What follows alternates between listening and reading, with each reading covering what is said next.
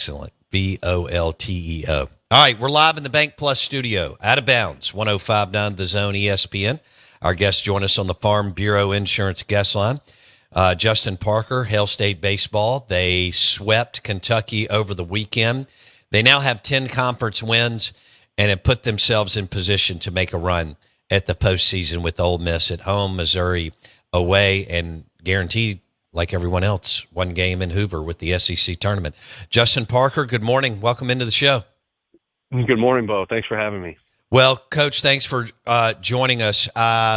What was your first message to the players last week when everything went down? Well, they just weren't going to cancel the season, mainly. We were going to have to play it out regardless of our feelings, and, it was obviously a really difficult week.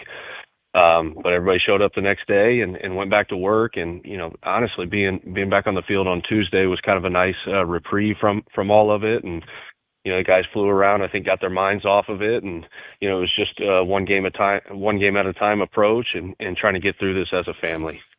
Mississippi State baseball went 4-0 last week, swept Kentucky. Let's talk Joe Powell. This guy had a hell of a weekend, and he continues to play better behind the plate for you. And he's seeing the baseball really well. Tell me what's going on with Mr. Joe Powell. I think he's just experienced. I think he's poised. I think he's a veteran. He's a leader. He's been through change and dealt with adversity. You guys are probably pretty familiar with his story in baseball, out of baseball, transferring through injuries. And so it's a guy that's seen a lot. He's very resilient. And I think, in times like we're in right now, a guy like that, an experienced leader like that is huge. And I think he's done a really nice job of steadying the ship. He's been really good on both sides of the ball. He's come up clutch offensively. He's turned up the dial defensively and really been kind of a linchpin back there. And so, just look at him like he's an adult. And like I said, times like these, it's nice to have that kind of presence.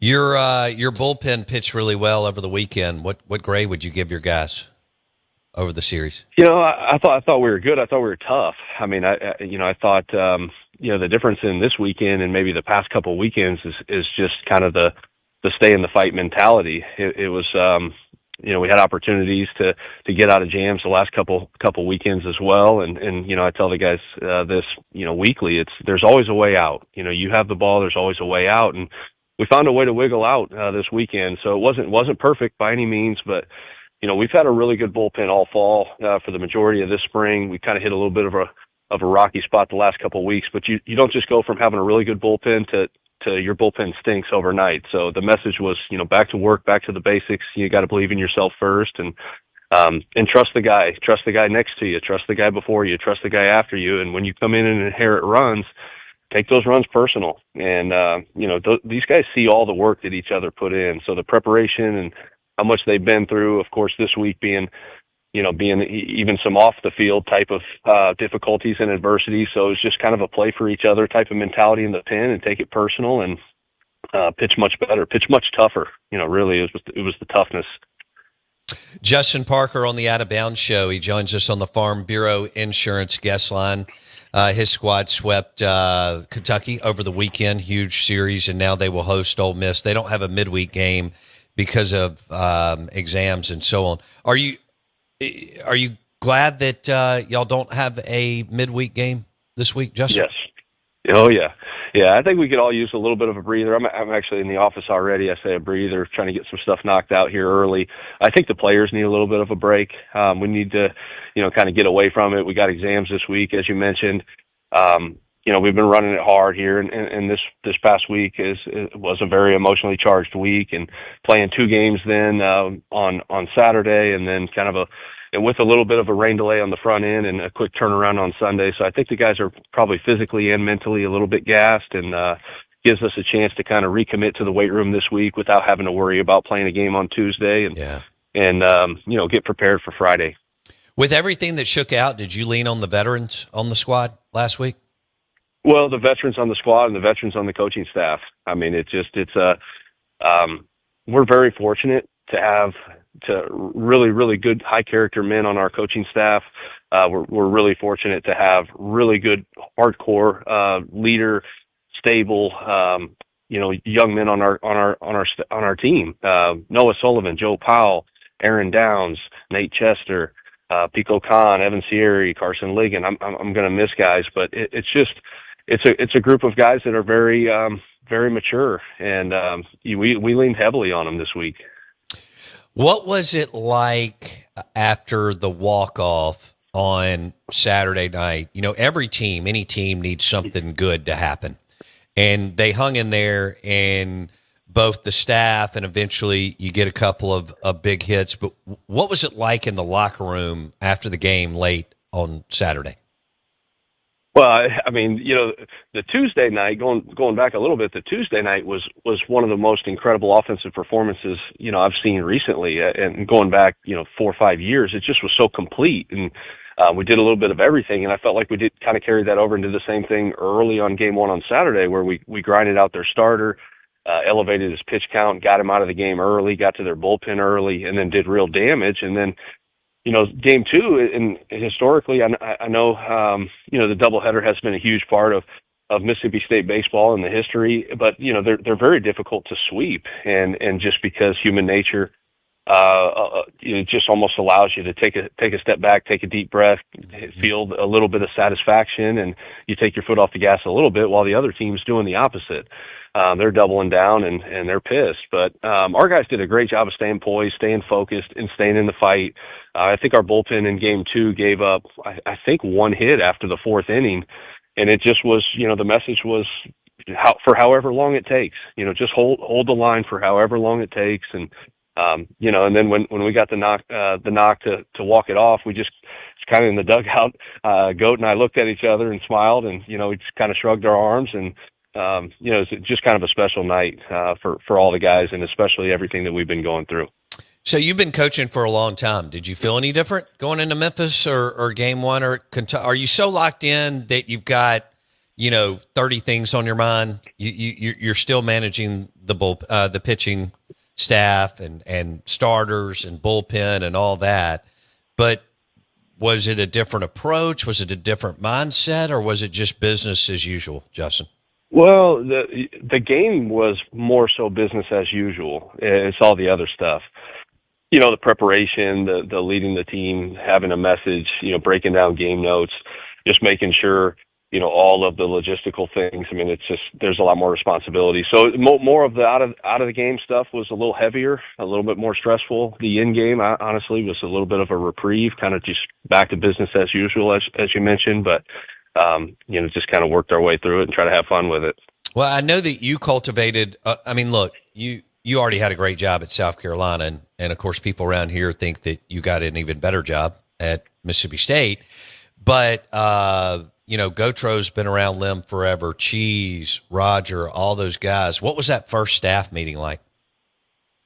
Yeah, it's hard. It's very, very difficult. It's something that none of us foresaw. And, honestly, we were probably all in shock. We found out on Monday, shortly before practice started. We canceled practice, just put our arms around each other and we're understanding that we're going to need each other and going to need each other to get through this, both as a coaching staff and as a team. And you just try to rally the troops.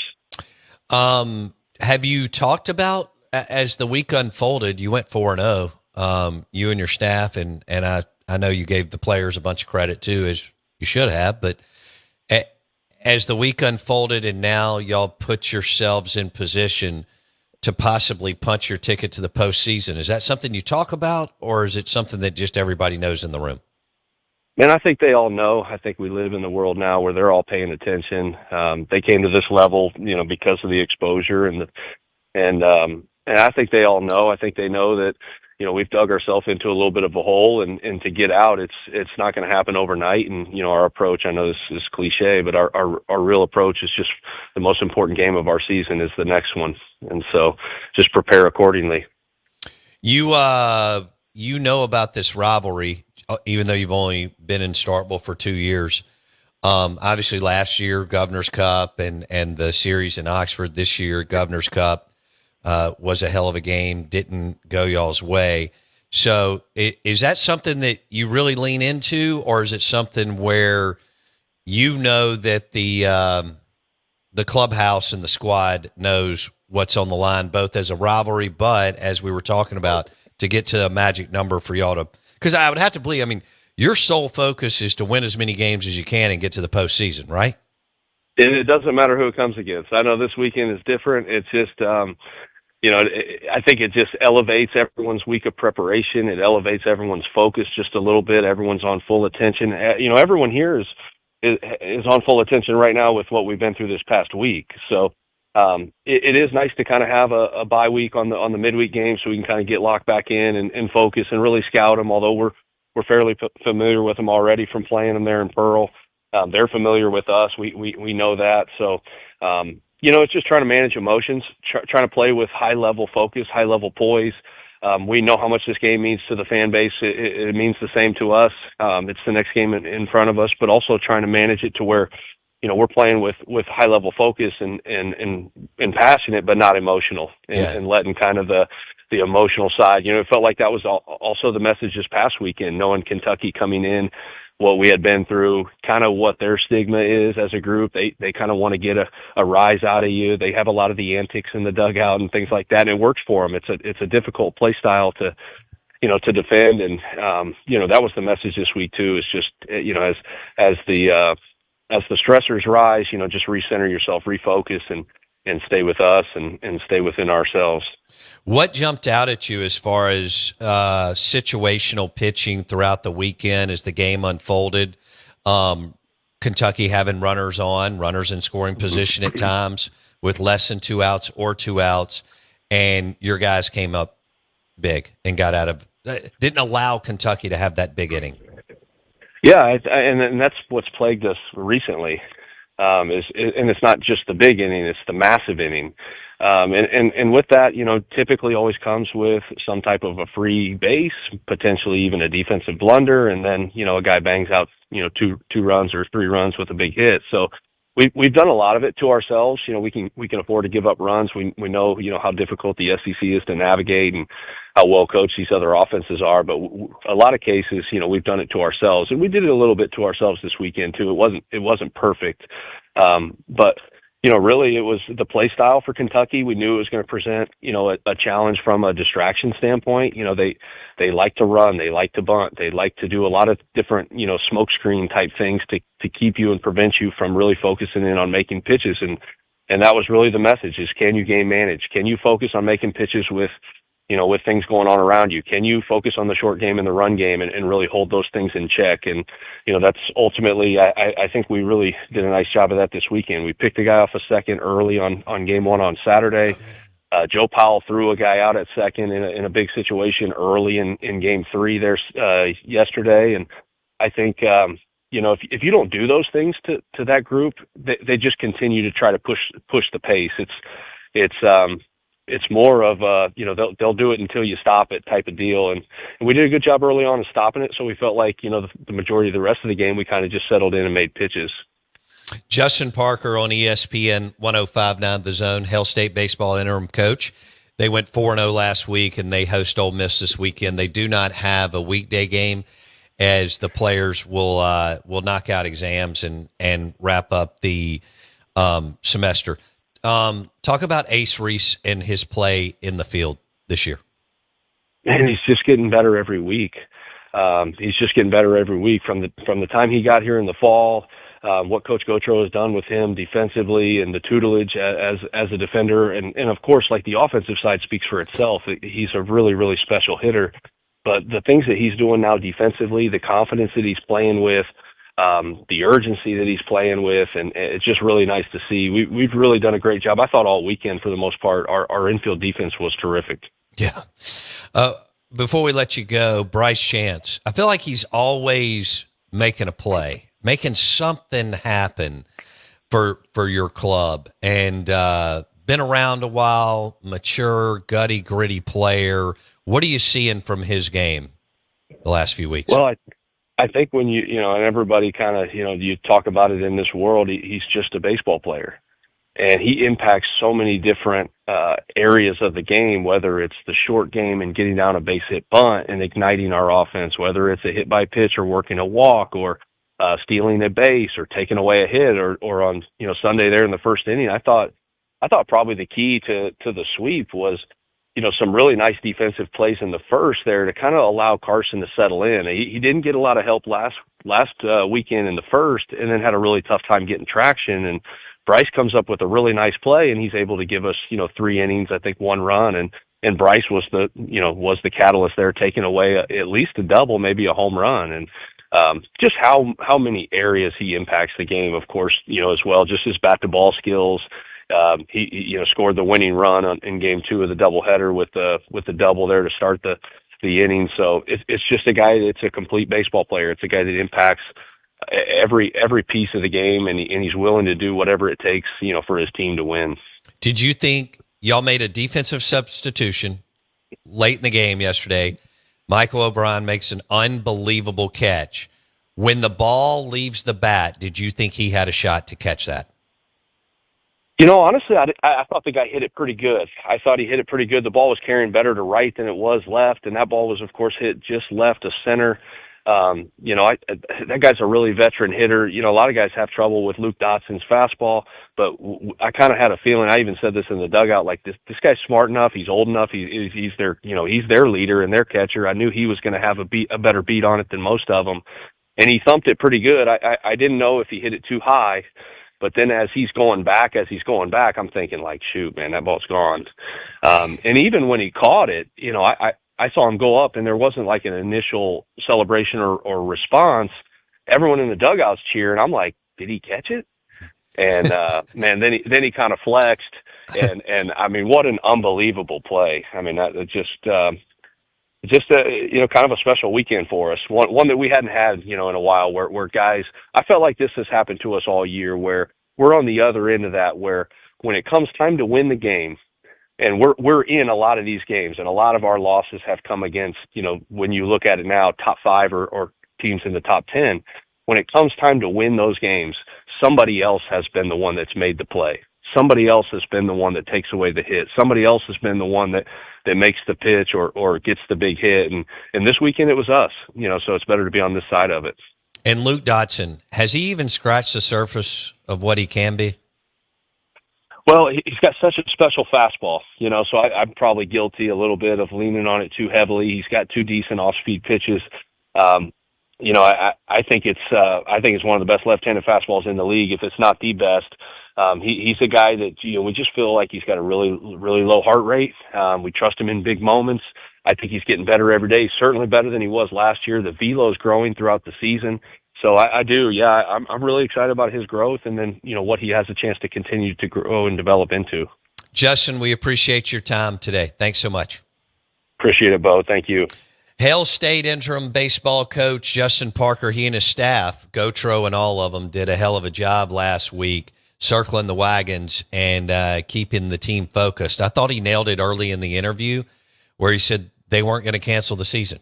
And he believes he's got a bunch of resilient kids, and they proved that this past week going 4-0. They did have an explosive offensive night against Memphis and then came back and run-ruled Kentucky in game 1. So they went back-to-back huge offensive games, and then the walk-off on Saturday night late because of the double header and being rained out on Friday. And then yesterday did a lot of the little things. Yeah, did a lot of the little things to get another dub against a feisty Kentucky team that didn't want to get swept. And Nick Mingione, the head baseball coach at Kentucky, who was under John Cohen as an assistant, he didn't want to come back into Duty Noble after everything that played out last Monday and get swept by a team that was really scuffling. And now has all of a sudden won 4 in a row. Did you see the jump on the RPI? So, I mean, you kind of have a good one either way. Not everybody, but playing in the league. But Mississippi State jumped up 9 spots yesterday. I mean, they're at 33 now. I mean, they had already made a jump, but then yesterday they made another jump. And I think, there's a shot here at 33. Hey, you're not 53. You're inside the top 35. And you could move up. You're going to have an opportunity to move up this weekend. And Ole Miss is 17th in the RPI after losing 2 or 3 to Oklahoma. Oklahoma is 22nd.